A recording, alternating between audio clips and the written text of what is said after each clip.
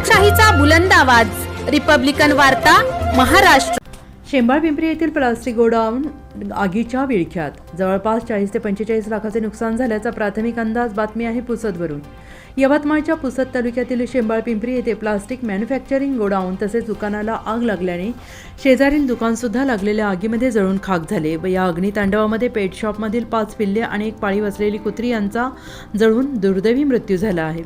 सविस्तर वृत्त असे की शेंबाळपिंपरी बस स्थानकापासून 1.5 किलोमीटर अंतरावर असलेल्या गोपाल अरुण पेंदे या तरुण युवकाने बँकेचे लोन काढून प्लास्टिक मॅन्युफॅक्चरिंग, प्लास्टिक होलसेल, कलिंका कोल्ड्रिंक, डेली नीड्स आणि पाळीव प्राण्यांचे पेट शॉप टाकले होते। परंतु दिनांक 22 फेब्रुवारी 2024 रोजी पहाटे अंदाजे 4 ते 4:30 वाजता या प्लास्टिक मॅन्युफॅक्चरिंग गोडाऊनमध्ये मॅन्युफॅक्चरिंग मशीनला शॉर्ट सर्किट झाल्याने गोडाऊनला भीषण आग लागली। या आगीने भीषण रूप धारण केल्याने शेजारी असलेल्या कलिंका कोल्ड्रिंक्स, डेली नीड्स आणि पाळीव प्राण्यांच्या पेट शॉपला लागलेल्या आगीने सोडले नाही। या लागलेल्या आगीमध्ये पाळीव प्राण्यांचे पेट शॉपमधील 5 जिवंत पिल्ले आणि त्यांच्या आईचा जळून दुर्दैवी मृत्यू झाला आहे।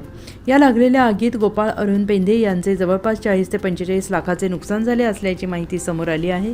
लागलेल्या आगीची माहिती पुसद येथील अग्निशमन दलाला मिळताच अग्निशमन वाहन चालक Ravi Netke, fireman Rajesh Shikapure, fireman Sunil Atram, fireman Vikas Chavan यांनी तात्काळ घटनास्थळ गाठून भीषण लागलेल्या आगीवर अथक प्रयत्नानंतर नियंत्रण मिळवले।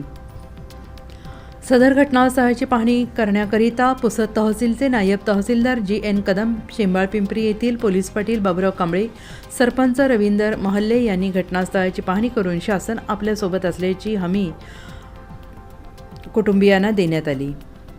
रिपब्लिकन वार्ता महाराष्ट्र न्यूजसाठी विदर्भ संपादक राजेश ढोले, यवतमाळ।